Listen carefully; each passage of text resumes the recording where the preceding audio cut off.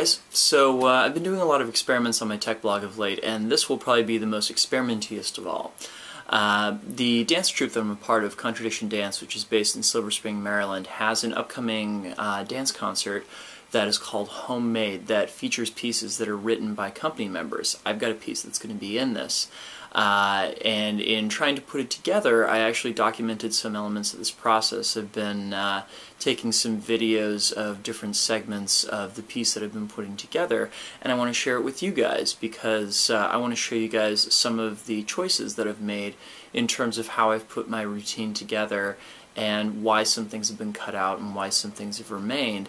And hopefully it'll help some of you guys out who may be working on your own pieces, try and find your own choices and how these pieces fit together.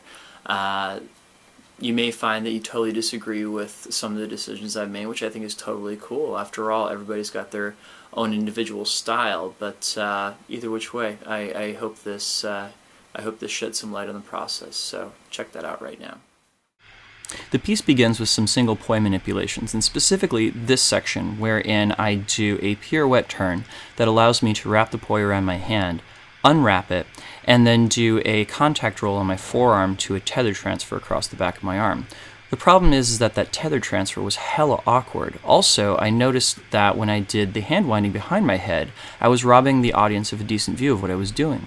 So instead, I switched it around such that I did the hand winding in front of my head on audience side.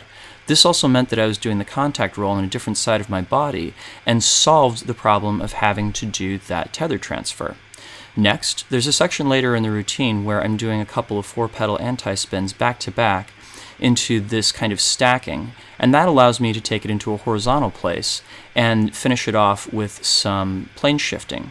The problem was that when I watched the video of this, the plane shifting just didn't seem that interesting to me, and I was racking my brains for how I could make this combo more interesting for an audience that was not familiar with poi. So what I did instead, I held on to the 4-pedal antis that are back to back, and I held on to the stacking, but what I stuck between them was a snake into a hand-changing throw, and then go into the stacking. It still feels a little bit awkward, but I think it's going to read better to the audience overall. Also, I just straight up killed the plane shifting, and you'll note immediately after this I go into no-beat throw weaves, which I think look a little bit cooler from a dead stop than they do from in the middle of spinning. Next, I was doing a bunch of same time, same direction manipulations into a behind-the-back catch throw, which I just couldn't nail the throw reliably, so what I switched to doing was a pair of isolated throws, one up and one down, and the rate of me catching it increased dramatically.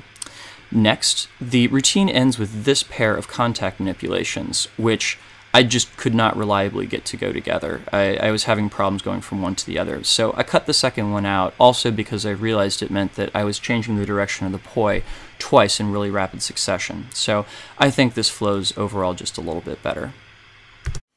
Hey, so I hope that was helpful. Like I said, we all kind of have our own styles and everything, and some of you may totally think I made the wrong call on some of the stuff that I cut out. Maybe there was some stuff I should have fought more for, but in the end, I feel like the piece definitely reflects kind of my own creative process in a lot of ways. So, if you'd like to see the finished piece, you can, if you live in the DC area, come actually see the concert, which is going to be Thursday, July 24th at 7:30 p.m. at the Roundhouse Theater in Silver Spring, of course.